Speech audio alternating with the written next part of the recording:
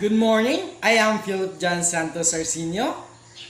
Let me show you my demo teaching learning and with the topic of basketball game. And we start. Who's gonna be lead the player for today? Mr. Duende. In the name of the Father, the Son, the Holy Spirit. Amen. Good morning, class. Before take your seat, kindly arrange your chairs and pick up the pieces of trash under your table. Now, let us check the attendance. Class monitor, do you have the absentees for today? It's nice to hear that all are present for today. Let's give everyone a 5 clap. Now, let us review, a short review about our topic last meeting. If none, let us proceed to our...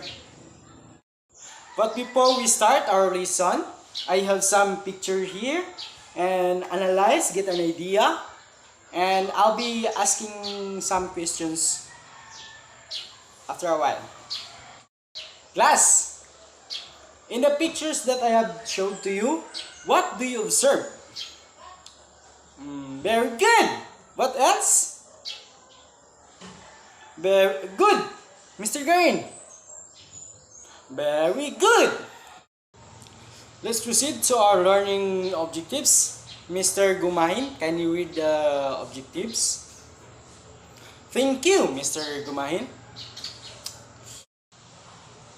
Did you know, class, the basketball is a sports played by the 2 or 5 players in rectangular court. One of the world's most popular and widely used of sport. A theme, the scores revealed by shooting and through basket during the regular. And the objectives of the game is to shoot a ball through a hoop and with 18 inches, 40 centimeters in diameter, and 10 feet above the ground, and 3 meter high, mounted to backboard at each end. Okay, next. This person, she is Dr. James Naismith. She is an instructor in physical education. Then he is the person who built a basketball. Next. Okay, basketball was originally played with the soccer ball. The first balls with specifically for basketball were round, and it was only in the late of 1950s that Tony Hinkle searching for a ball. Okay, next. Host volunteer to read. Yeah? Okay. Mr. Duende, can you read? Thank you, Mr. Duende. Now, let's talk about what are the equipments are needed for basketball. Number 1 is the ball. And the second is the ring and the court. Can you see the pictures, class?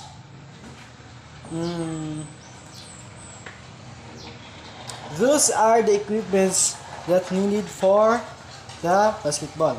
Next, what are the different positions of the player? We have shooting guard, the small forward, the point guard, and power forward, and the last is the center. All of that are uses of the player in doing basketball. Next, what are the basic skills needed before playing the basketball? Number 1, the ball handling is holding the ball correctly using your finger, kamay. Then not your palm. because ball handling is so far fastest to dribbling. Number 2 is passing, the most difficult skills in playing basketball. These skills require your vision, touch, and the strength. Kailangan mo ng strength to manage the passing, in order to score in the ring, to shoot in the ring. And there are 3 basic kinds of pass. Number 1 is the chest pass. There is the example of chest pass. In the middle of your heart, or the center of your dibdib.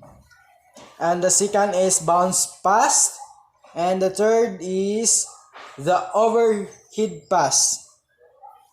Okay, next. Number 3 is the dribbling.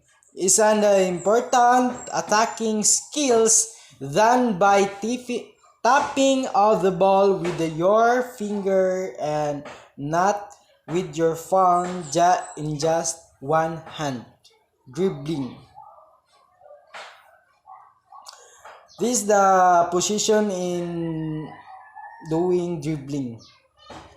It's up to you. It's basic and left and right. Then crossover. That's the example of dribbling. Number 4 is shooting. Shooting is one of the most important basic skills in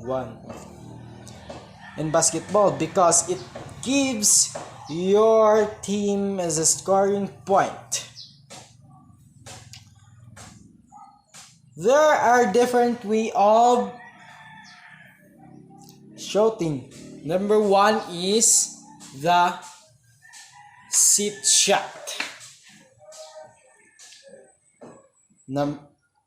Next, the layup, jump shot, and hook shot.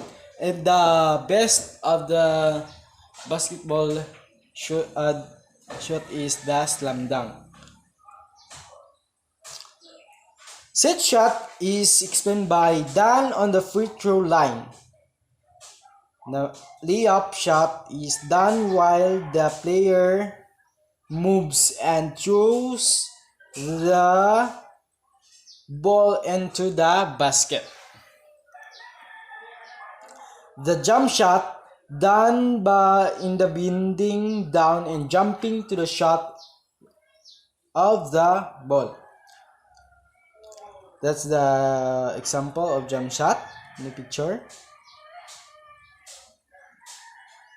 Next, the hook shot done by ching the far hand upward while moving in the way to the basket. One hand use. The last is the slam dunk, done by the player who takes the ball and throws it down to the basket with a great force.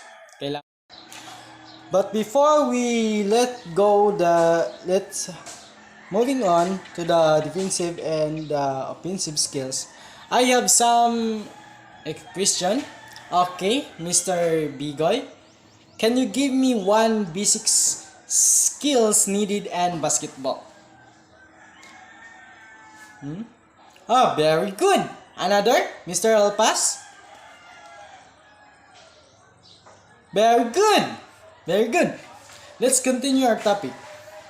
The defensive and offensive skills.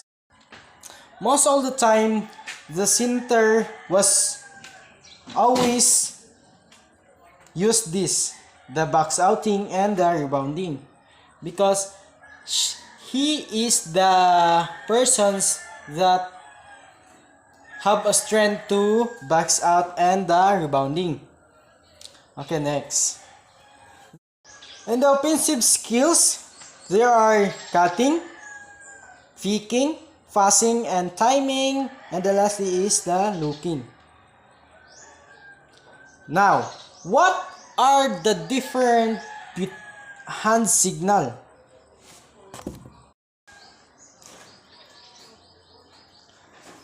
Number one is the holding. That's the example. The grasp signal foul is grasp wrist. The holding foul. This is the sign. Then the lost ball foul. Extended arms to shoulder level. That's the hand signal of jump ball. Then second time out. Hands touching shoulders. The signal of this the example of time out. Then the double foul. Weaving clench fist. So kailangan mo mag double foul. This is the signal of double foul. Okay, next. The technical foul. Form A T. That's the technical foul. None. Then the 24-second violations.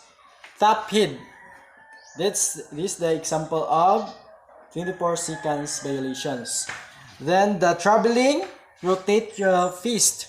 Rotate your arms, fist to clarify as a traveling. Jump ball. Thumbs up. That's the sign of jump ball. Thumbs up. Okay, next. Basket interference. Rotate your finger. This is the sign of basket interference. Then the direction. That's the end of our topic. Now, Mr. Mandolado, kindly summarize our lessons for today.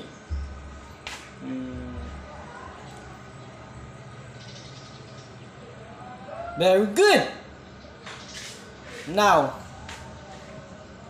I have some questions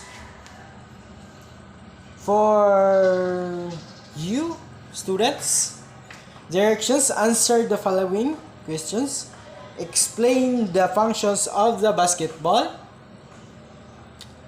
game. And number 2, the organize a basketball game and assigned officials.